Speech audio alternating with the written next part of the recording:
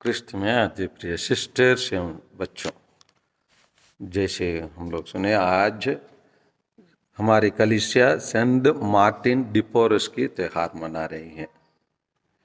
इनका जन्म पेरू देश में लीमा नाम के नगर में वर्ष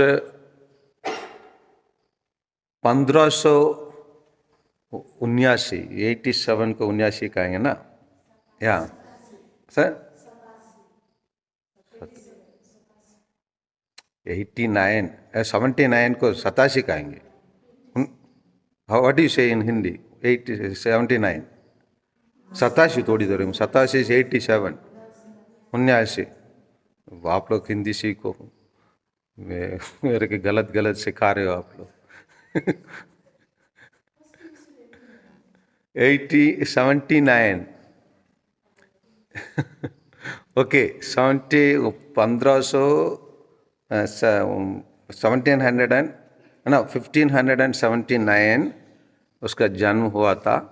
लेकिन विचित्र परिवार में, विचित्र परिवार मतलब उनके पिताजी एक प्रकार दीवान हो सकता है, एक रॉयल परिवार से है, और उसकी माँ एक निग्रो थी, हो सकता है लव मैरिज, गैर गिरजा घर में शादी हुआ होंगे, ऐसे बताया जा रहा है। और बाद में उसके लिए एक बहन भी हुआ जोना नाम के। और जब वो 10 साल के थे, उसके पिता उनके माँ को छोड़ दिए, क्योंकि वो राज परिवार के थे और ये निग्रो थी, कुछ समाज में उन लोग स्वीकार नहीं किए होंगे, इसीलिए उसी को काम भी करना पड़ा और पढ़ाई भी करना पड़ा। और बाद में वो गरीब लोगों के लिए सेवा करने के लिए वो बहुत उत्सुक हुए, लेकिन वो सेमिनरी में ज्वाइन नहीं कर पाए।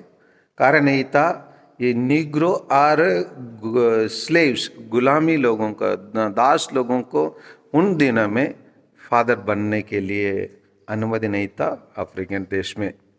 अभी और ऐसे करेंगे तो अभी आवाज़ उठाने वाले और कलीसिया शुद्ध तुरंत उसी के बात को सुनने के लिए तैयार हो जाते थे, लेकिन उन दिनों में ऐसे नहीं थे। इसलिए वो वहाँ उपस्थित डोमिनिकन समाज में उन लोगों के पास थर्ड ऑर्डर, जैसे आप लोग सेंट चार्ल्स परिवार कुछ है ना आप लोगों के लिए, आप लोग का कांग्रेगेशन में सेंट चार्ल्स परिवार आपसे ना वही तो पूछ रहा आ रहे कि है ना कुछ, उसके क्या नाम देते हैं उसी के पूछ रहा हूँ। सुनिए ना मैं क्या बोल रहा हूँ। सेंट चार्ल्स कांग्रीगेशन में सेंट चार्ल्स परिवार नाम के कुछ है ना, थर्ड ऑर्डर ऐसा कुछ। यहाँ कभी कभी देखता हूँ, कल फीस्ट में आएंगे उन लोग। हाँ, वो that only I am asking, इसी को ही पूछ रहा हूँ। You have got Saint Charles Associates ऐसे कुछ रखते हैं ना, उसी प्रकार उन लोग में थर्ड ऑर्डर कहते ले, जैसे हमारे अंबिकापुर में डॉन बॉस्को ले अपोस्टलेट ब्रदर्स एंड सिस्टर्स लगते रहते हैं। विशेषकर हम लोग इधर में भी 3-4 साल के पहले एक ले ब्रदर यहाँ था, यहाँ ब्रदर के रूप में उज्जवल, ब्रदर उज्जवल थे, वो काम कर रहे थे। अभी भी बयातान में एक ऐसे एक ब्रदर है जो ले अपोस्टलेट, उसी प्रकार के डोमिनिकन थर्ड ऑर्डर मतलब ले अपोस्टलेट है ना, उसी में शामिल होकर वो गरीबों की सेवा किया। और उन दिनों में जैसे हम लोग के काल में कोरोना आया, उन दिनों में वहाँ पर भी एक संक्रमक बीमारी आए और गरीब लोग एक हॉल में 60 से अधिक लोग बंद हो गए थे। और खोलना, उन लोग भी खोलना मुश्किल हो रहा था, इन लोग भी बाहर से भी खोलना मुश्किल, अंदर से भी खोलना मुश्किल हो रहा था।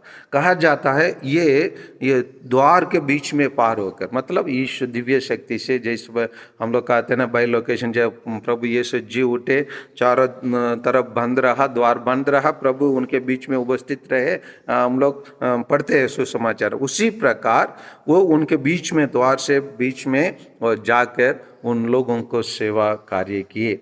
और ये इसी प्रकार वो सेवा कार्य, वो वास्तव में वो उसको गेट कीपर या कहाँ क्या कह सकते हैं, रिसेप्शनिस्ट कह सकते हैं।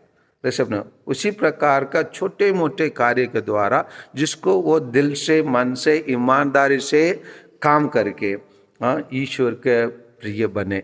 आइए इसी महान संत से हम सीखे, जिस प्रकार वो उसके ये जन्म भी है ना, एक प्रॉपर परिवार से जन्म नहीं हुआ, दूसरा वो निग्रह रहा, तीसरा वो निग्रह होने के कारण सेमिनरी में प्रवेश नहीं कर पाए, और 14 वो छोटा से एक थर्ड ऑर्डर में प्रवेश कर कर काम किए, और इतना सुख सब कुछ सानने के बावजूद वो ईमानदारी से प्रभु यीशु के सेवक रहे।